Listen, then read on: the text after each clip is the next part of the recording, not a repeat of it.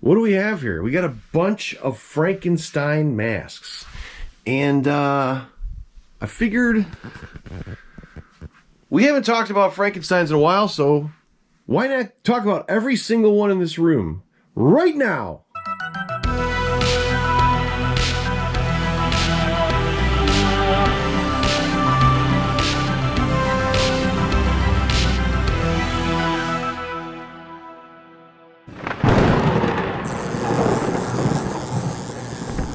I can't get through the month of October without without talking about really spectacular stuff. All right, I just had a revelation upstairs. I'm like, man, I need to show some great stuff. It's October, Halloween's coming.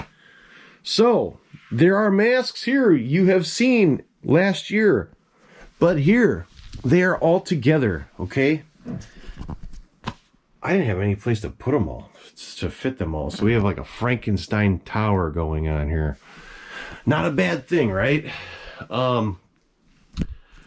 I just figured, I remember a long time ago I took some photographs of a bunch of Frankensteins lined up. Oh, the monster purists are going to jump in the comments. It's the Frankenstein monster. It's not Frankenstein. That's not what I know.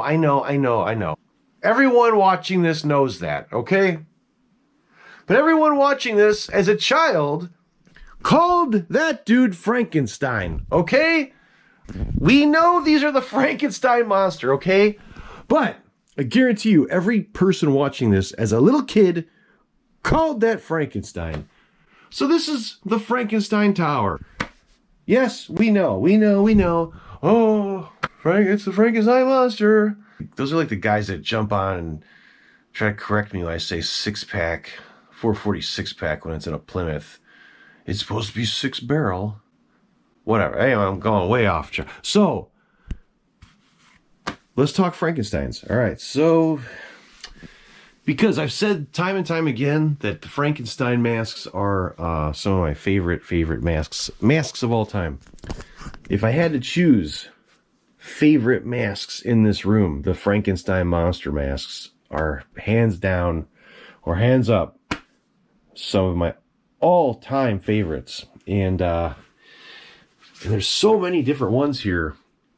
They're all great in their own ways, you know. We'll talk about all of those up there, but you know, the bottom row here we should go over first. And these are custom-made pieces that when the Tharps were still doing stuff and you could just order whatever you wanted from them, in the end they started taking a whole bunch of orders from people. You know, they were it used to be like this difficult thing for someone to get a Tharps piece in their hands. You know, they had to know someone that kind of had the hookup and could get them in the door, you know. But in the end, it was like the floodgates opened and they were making monsters for everyone. And they had the molds for the hands. And I go, man, I need to order some custom pieces. And I've talked about this before, and that's exactly what these all are. I remember people are like, why do you need so many? I'm like, you are out of... I told all of you, you're out of your mind if you do not order stuff like this. I said right now, from Rob and Kathy, get as many as you can, as much as you can afford, because this ain't going to last forever. And sure enough, it's over. And it would take a small miracle to see these things come out of the Tharps anymore, because they're retired. They're enjoying retirement, and you know, that it's their life. They're happy. A lot of people are upset, because they can't get this stuff anymore, but you know, you had your shot, and it sucks, because I would love to buy more stuff too. But let's look at the beautiful things that they did here. So what I did, I wanted to do 3 Karloffs. They had the long neck, they had a long neck mold. See that nice long neck, like 70s, you know, mold Karloff. And I don't think it was a master mold or anything. It could have been the reissue mold. I don't even know. But I said I want a flesh tone one. I want a green one, and then I want a gray one with a different type of, more sponged on paint over the rub out style. I wanted Rob to paint. I think Rob painted the green one. Kathy did the others, but I had to get both sets of hands. I wanted the classic 60s Karloff style hands, and then I wanted the Malone sculpt 70s hands with one of the sets.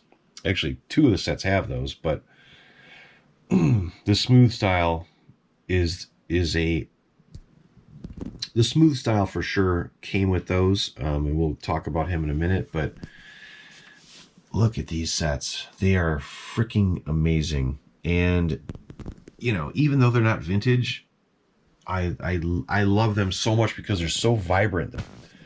They're so vibrant. They're so perfect. What makes these stand alone from a lot of others that Rob and Kathy did is I had my friend Maskahuna do all the custom hair on them. So they have his signature Frankenstein monster hair, which is just beautiful.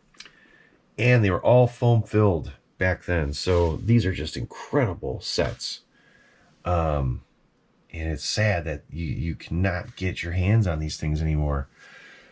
The smooth is the flesh toned rub out from the 70s, like a mid 70s style, 73, 74 ish. That right there looked more like this when he was born. Okay, you know, closer to that, not exact. This has more paint on it than that did. That had a lot of natural latex rubber for its pigment, so it had very little paint, but the latex was much more lighter colored, like the skin. So it was the lighter skin toned style mid 70s smooth set, but this was made to mimic that. However, it's got more paint to it, and it's like the flesh tone rub out, which is gorgeous. Like Kathy, really, this is, out of all the stuff Kathy's done, these little smooth sets are some of my favorite things that she's painted because of the rub out she did with the blue, you know, it's like a bluish gray base that comes through. It's just, man, what a great paint up. And I'm telling you, if these things surface on eBay, if someone foolishly decides to sell their set, jump on it, because you're not going to get them anywhere else. Beautiful size on the Karloffs. They are nice and big for not being master pulls. You know, I don't know, maybe they're from the reissue master. It's hard to tell. I don't know what mold they had. There's people out there that know exactly what mold it is because they own the mold. You know, Kathy and Rob most likely borrowed it for the run of these things, and then the mold was probably either given back or retired. So it'll be interesting to see what Trick or Treat Studios is going to do with these characters in days to come with the Don Post line. You know, I know there's some issues going on with the Universal license, but I wonder if they're going to be able to bring back classic Don Post masks, you know, with like the Frankenstein monster. That is a big maybe right now. Moving up to the second tier. All right, there's some great stuff on this shelf. The newly acquired 83 Karloff. Newly acquired. It was tagged. Had it foam filled by the best dude out there, Maskahuna. And it came out great. Just a gorgeous 83. Looks like it was, you know, made recently. It's paint beautiful. The hair's decent. I need to put a nice brush over the hair and fix the hair a little more, but it looks great. The Smooth Frankenstein. This is a real deal factory 70s copy with original hands. This is not a Tharps deal. This is the real deal Don Post 1973 release, and this is really rare. There's a few out there, but man, you'd never see them popping up anymore. Originals. Gorgeous piece. came from the great Bobby Beeman from Toy Ranch, his amazing monster collection. Speaking of Bobby, the piece right next to it was Bobby's as well. I've talked about this Frankenstein many times. That is one of my top 10 masks of all time in this room is this 1969 Karloff. Like, to me, it can't get much better than that. The size on that thing, he's definitely a little bigger than these guys. Look at that thing. It's got the original gray toned paint, the nice red scar. Just classic Don Post material right there. You remember we were talking about the 73 Smooth. This mask actually made its debut in 1967, and that's what this is right here. Real deal, olive colored 1967 Smooth. Unfortunately, this piece was really out of shape and warped badly when I got him. He's still kind of goofy looking. Super rare 1967 Smooth version. This is the one that was in the great Don Post ad with the colorful pictures. It was originally a gray tone, I believe. I think the original was a gray toned skin tone. So the olive colored one is really rare. Even Mascahuna's like, I never even knew they made them in that color. So I wonder if I can get him whipped into a better shape over winter. It'd be real interesting because I do want to foam fill him.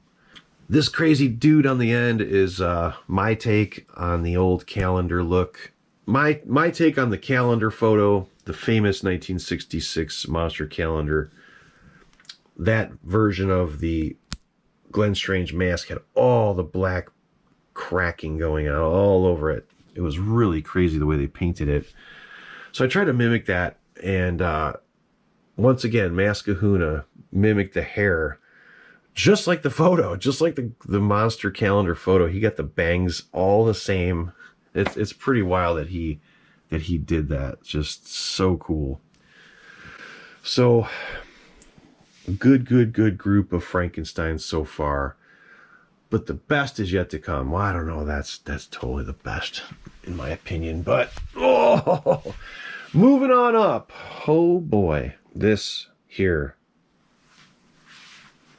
and this here we've talked about before. However, those are very special. Probably two of the most special masks out of everything in this Frankenstein tower, because those two Glenn Strange Frankenstein monsters are some of the last pulls out of the 1960s Pat Newman calendar Glenn Strange mold, the real deal plaster calendar mold. This copy was pulled out of that mold back in 1983, made as a prototype. This piece was pulled around 1997, probably early 98 as a prototype when they were coming up with the whole reissue line deal. And I mean, I think it's one of the last three pulls to ever come out of that mold, and it was done. It does not have the detailing that this one has. So this one came from Frank. He had Kathy do a little extra paint work to this years ago in the 80s. I wish he didn't, but he did. And I think it just toned it down a little too much. Like, a lot of the detailing is hidden by the flat paint it's got. I would love to go over that and darken the cracks and then bring a lighter top coat back and see if I can get all that detail to jump out on that mask, but I really shouldn't touch it. Now, here, 76 Smooth. We've got the 73 version here. It was released once again for its final time in 1976 in a gray color. Very rare. You never see either of these surface, but the gray one is super rare. We're going to talk about him last, okay? In the back is another 83 Karloff, same as this guy, okay? But the paint on that one is crazy. It's like the paint is so heavy on him. That piece came from Daniel Roebuck's private collection back in the day. Tagged, brand new tagged mask. And I don't know if it's just a mask he found that had this spectacular heavy paint, or in 1983, he could have literally told Rob Tharp, make me a special one and send it out. And that could be what that is, because it's so different than any other 83 I've ever seen. I mean, that paint is so heavy and it's gorgeous. So pretty wild. Even the hair is real, real pointy the way it's laid on. And I should ask Dan, it could be a prototype. It could be like a paint master. You never know, because he definitely knew the Tharps back in the day. So I never really thought about that with that mask. This beautiful little piece here is another Tharp creation. This is the one that would get the Santa Claus hat, mimicking that 1966 Monster World cover. Kathy Tharp did a small run of these guys, and I had one and sold it. Got scared thinking the Tharps were going to hang it up, and I was right. So I seeked out another one before they hung up their airbrushes, and that is it. And it's beautiful, and I don't think I should ever let that thing go, because you will never be able to get another one. This one we just talked about recently on the channel. I don't have to tell you much about the good old Frankenstein, but go back a few videos and we got the whole story on this old boy. Looking really tattered and old. He needs a good makeover. I think I'm going to start on him right after Halloween. That's my goal, is to get that thing looking good, and I'm going to show you what I do with it on the channel. All right. Back there, far back, we have, of course, the good old Halloween Society. Paul Clemens sculpt Frankenstein monster from the Bride of Frankenstein in the far back. And there may be a couple other Frankie masks somewhere in this house. There's one on the full-size mannequin, but that was a Dwayne Whitehead sculpt. He's not in the room at the moment. So this brings us back to... So now this brings us to our final Frankenstein monster of the evening.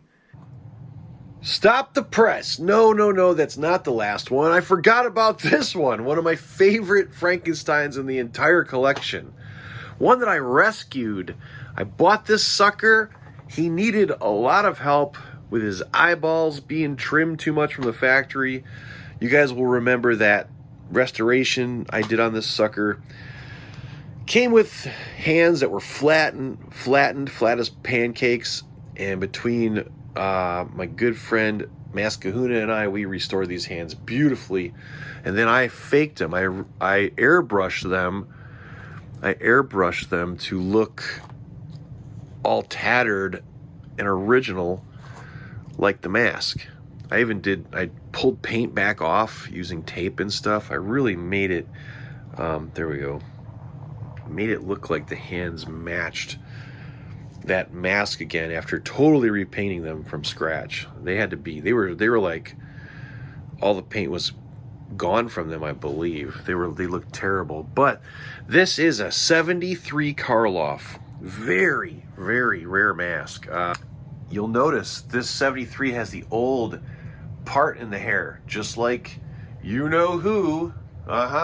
So, had to show you this real quick because we still got to talk about that little guy. He's very special, but this thing is so awesome. It's got great size. They trimmed the neck rather short on this copy, you'll notice, compared to like the 69 Karloff. But man, this was one heck of a find. And at the time, I was really worried that his eyes, were looking pretty lousy. But man, I think I did a good job at restoring him and making him look a lot better than he was. This is this flesh tone rub out that's gorgeous with this like baby blue base tone coming out, this base color, just beautiful. So I had to add him into the Frankenstein Tower. Now we can talk about you. This mask is very, very special. That little guy, take a very good look at this mask. I've said this before, but this is the finest smooth Frankenstein I've ever seen. And for a few reasons. Number one, it was painted by the great Rick Stratton around 1982. And the paint has aged incredibly. It has this patina to it that you just cannot mimic. You cannot mimic without good old decades of time going by. And it's just so gorgeous. The way that paint toned, you know, it's incredible, like a toned silver dollar or something. Number two,